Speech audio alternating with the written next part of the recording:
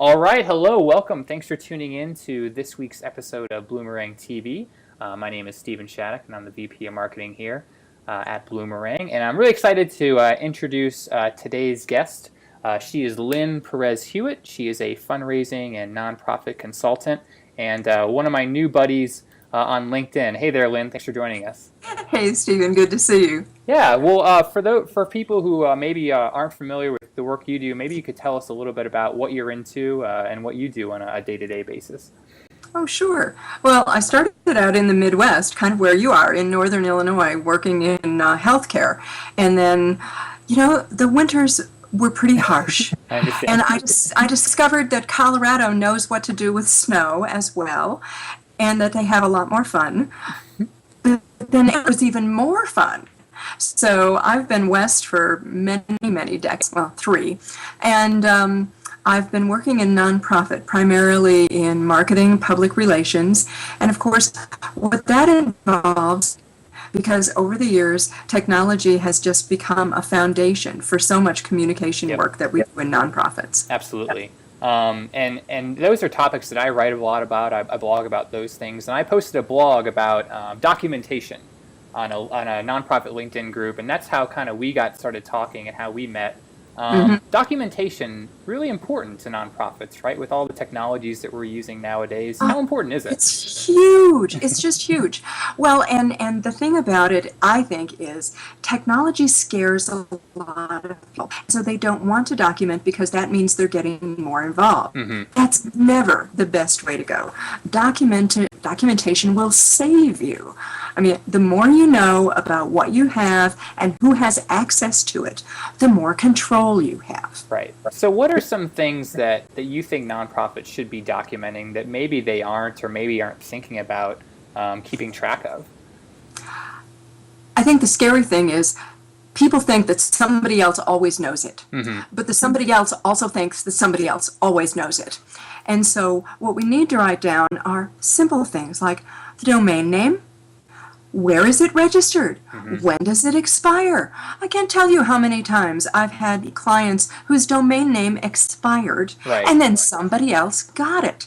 And then they had to go through changing their domain name.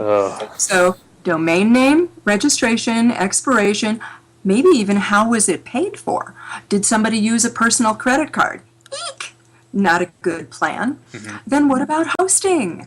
Oh, what company is hosting?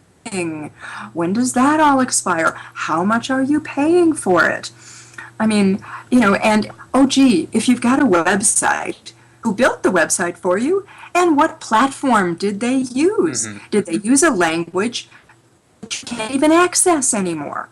I mean, these are things that, when you build a house, you know your contractor, you know the materials, you get your permits.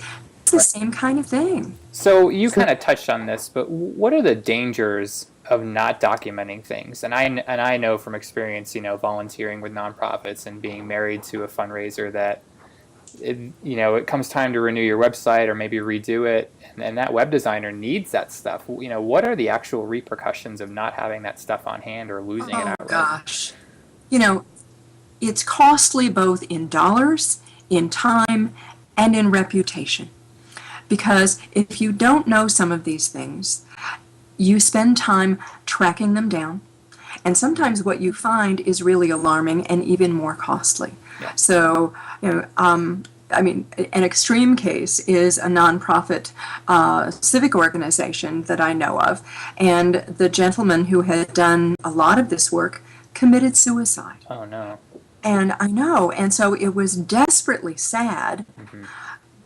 But extremely frustrating. So everyone had mixed emotions. They were sad of what he had done, but then they were angry because they had left themselves in this position of not knowing.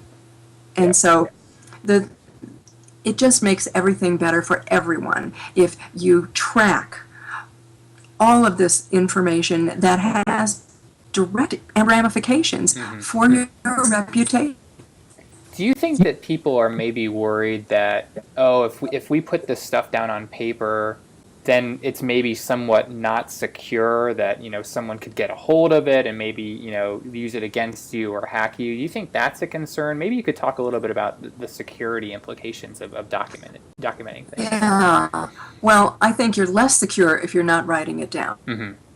And I think there should be a management level list of people who have access to, if not a written, certainly the access to cloud-based security.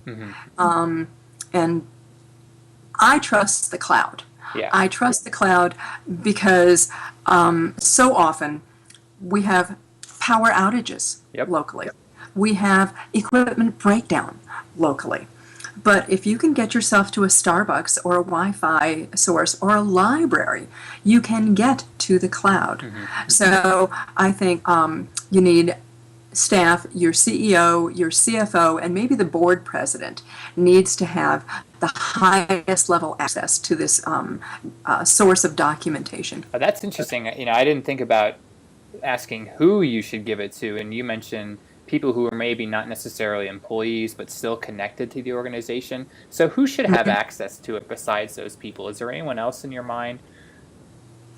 Well, certainly if you've got a chief technology officer, but if you don't, who serves as your chief technology officer? Is it your public relations or community relations director? Is it your HR director? It's not a volunteer. That's, on the one hand, volunteers are fabulous. They make the world run. But volunteers are volunteers. And so, if you're running a professional organization, it makes sense to have professional level information accessible to professionals. So have it ready, but don't give it to your volunteers. Have it ready for them. That makes sense. Exactly. Or, in the case of like a WordPress, something like that, they can have permissions at a certain level. Yep. But, yeah.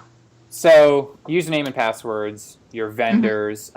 What about people who are responsible for those things? It seems like putting a responsible party name for maybe, Twitter or for the website is really important too. Maybe you could talk a little bit about that and how that kind of will help people kick into action when something goes wrong or something's needed. Yeah. Well, one of the things to really be aware of is if somebody creates your Twitter account or creates your Facebook page, it can be interpreted that they own that. So you've got to be very careful about ownership. So I think your highest level administration always needs to be a top level staffer. So that if that other person leaves your organization, whether they leave on a good footing or bad, you always maintain control. And the other thing is you create a consistent voice then, or a persona, and what you want in that persona. That makes a lot of sense. And these kind of things, this is all sort of geared towards this idea of reputation management. During a crisis, you need to be able to react right away. Maybe you could talk a little bit about that piece and how to manage your reputation through this.